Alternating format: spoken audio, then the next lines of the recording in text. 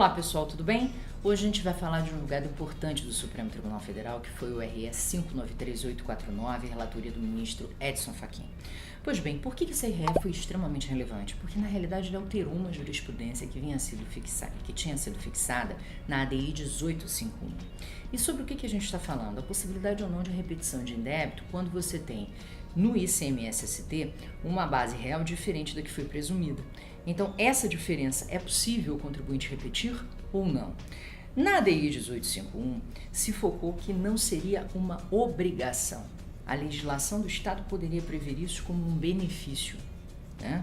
E agora, nesse RE, se focou isso como derivado da lógica da própria substituição tributária, que é uma técnica de praticabilidade em que você está antecipando o fato gerador, respeito ao princípio da capacidade contributiva, que tem que ser observado também nessas hipóteses. E principalmente o que eu achei mais interessante nesse julgado foi justamente os próprios ministros supremos dizerem o seguinte: bom, naquela época da DI 1851, talvez os estados não tivessem condições, né, não estavam informatizados, não tinham sistemas para poder fazer essa aferição.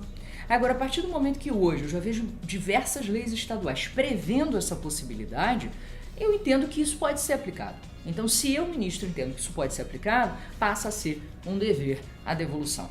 Então, eles alteraram o entendimento com base, inclusive, na evolução das coisas, da situação, do aparato estatal, né? E aí eles se preocuparam com um ponto que nós achamos extremamente importante hoje em dia, que é o overruling, que é justamente a mudança de um entendimento jurisprudencial. Em razão de quê? Em razão de uma nova interpretação que se deu ao fato e uma situação fática nova, que foi inclusive pontuada pelos próprios ministros durante o julgamento. Então, o overruling, ele é algo que tem ocorrido. Muitas vezes o Supremo Tribunal Federal não se preocupa com os efeitos disso e isso gera uma insegurança jurídica muito grande. Até porque existem técnicas para que haja efetivamente o overruling, né?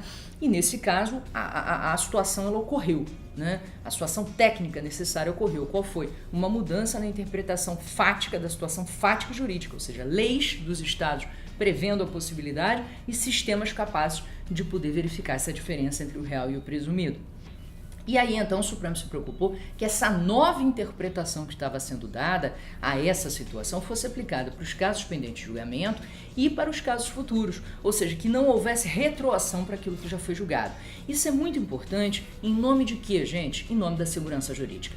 Então, não é que o tribunal não possa mudar o seu entendimento em razão de um novo contexto fático que surja ou jurídico.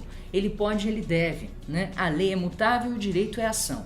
Agora, veja, é importante que a gente tenha esta cautela com relação à segurança jurídica para a gente evitar milhares de ações rescisórias, insegurança em relação ao que já transitou e julgado e outras questões. Então, esse julgado merece inúmeros elogios, justamente pela preocupação não só por trazer um entendimento muito mais adequado à capacidade contributiva ao sistema constitucional odierno, mas também por se preocupar com a segurança jurídica em razão da alteração desse entendimento. Então, fica aí a dica da leitura desse precedente que pode ser muito útil na vida e no trabalho de vocês. Se gostaram do vídeo, não deixem de compartilhar, não deixem de seguir o nosso canal, de nos acompanhar no YouTube. Obrigada e até a próxima.